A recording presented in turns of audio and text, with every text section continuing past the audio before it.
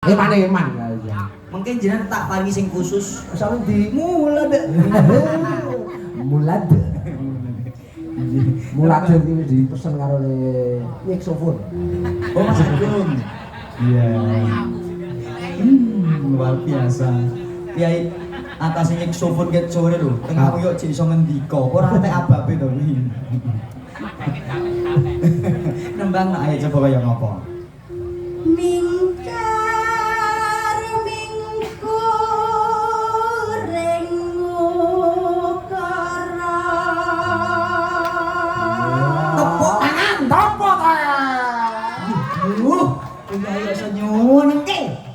Aku nek gemes iki rasane kudu udo aku. Oh, setia.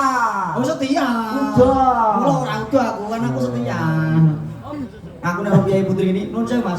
Mula aku nek karo Mbak Neha ora salaman. Lah sebabnya Menjaga wudu sebaik-baiknya manusia yang bisa menjaga wudunya. Mula aku karo Kyai Putri gak wani jalan tangan Mas aku. Lho, menjaga wudu.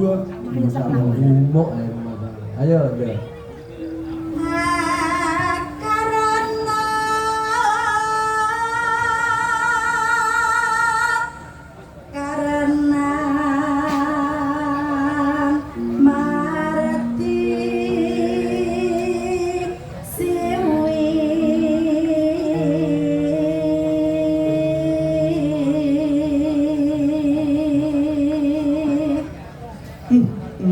Ya yuk demes. Nuwun sewu no.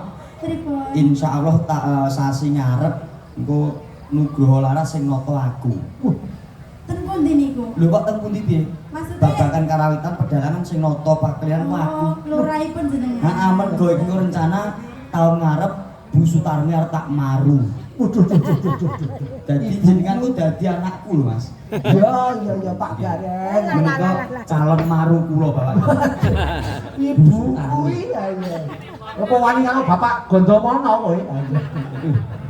Bapak sing derek lho, tak bubuk ngendaran. Weh, rumah sakit. Lah iki sapa iki? Ya.